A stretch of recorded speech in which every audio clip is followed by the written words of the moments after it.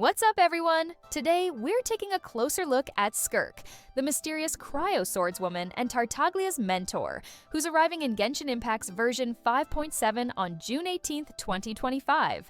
She's got a fresh kit with a unique resource system, and she's shaping up to be a serious main DPS.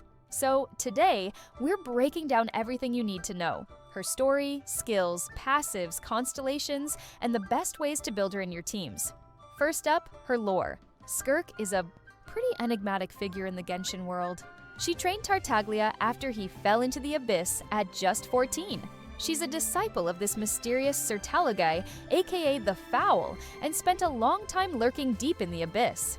Things really came to light during the Fontaine story arc, where she steps in to calm the narwhal's fury and drops some big info on the corrupted forces of the primordial ocean. Now, onto what makes her gameplay unique. Skirk revolves around a resource called Serpent's Subtlety. No normal elemental energy here. Her normal attack, Havoc Sunder, lets her chain up to 5 strikes, and her charged attack spins around dealing cryo damage but uses stamina. Her elemental skill, Havoc Warp, works 2 ways. Tap it for 45 points of Serpent's Subtlety and enter 7-phase Flaz mode, which buffs her normal and charged attacks with cryo damage. Hold it, and she dashes quickly with resistance to interruption, controlling her direction freely. Her elemental burst has 2 forms. Havoc Ruin uses at least 50 Serpent Subtlety points to hit AoE cryo damage. More points means more damage, up to a cap. Havoc Extinction can be unleashed in 7-phase Flash mode without using any Serpent Subtlety, buffing her normal attacks for a limited time. She also has some cool passive talents. When a teammate triggers a cryo reaction, a void rift appears near the enemy, which Skirk can absorb to regain Serpent Subtlety. Plus, when Hydro or Cryo allies deal elemental damage, she stacks Death's Crossing, boosting her damage while in 7-phase Flash and during her burst. And if your team is only Hydro and Cryo, everyone's elemental skill level gets a 1-level boost. Her constellations pack a punch, too. At C1, after absorbing a Void Rift, she summons a Crystal Blade, hitting hard with 500% cryo attack damage. C2 adds more Serpent Subtlety and boosts her 7-phase Flash normal attack damage by 60%.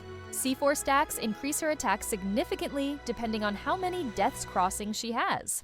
And at C6, every Void Rift absorbed gives stacks that trigger extra massive cryo damage during her burst, with some normal attacks in 7-phase. Flash consuming these stacks for bonus damage. For weapons, her signature sword Azure Light is perfect. It boosts attack by 24% after using an elemental skill, with extra bonuses if energy is 0. Artifact sets like Finale of the Deep Galleries and Blizzard Strayer maximize her damage, especially against frozen or cryo-affected enemies. Focus on attack percentage, cryo damage, crit rate, and crit damage stats. When it comes to team comps, Skirk thrives in freeze teams. Pair her with Furina, Shinhei, Escoffier, or pair her with Yellen, Kokomi, Tsitlali to keep enemies frozen constantly and pump up her damage. She also works well in Melt or Superconduct setups if that's your style. As for banners, leaks say she'll be available in Phase 1 of 5.7 alongside Dahlia, with reruns of Mavuika, Emily, and Shenhei too.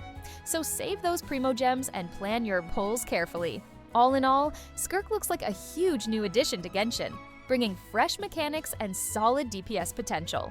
Her cryo mastery and unique resource system make her one to watch. Drop your thoughts or hype for Skirk in the comments, and hit subscribe so you don't miss the next Genshin updates and guides. See you in the next one!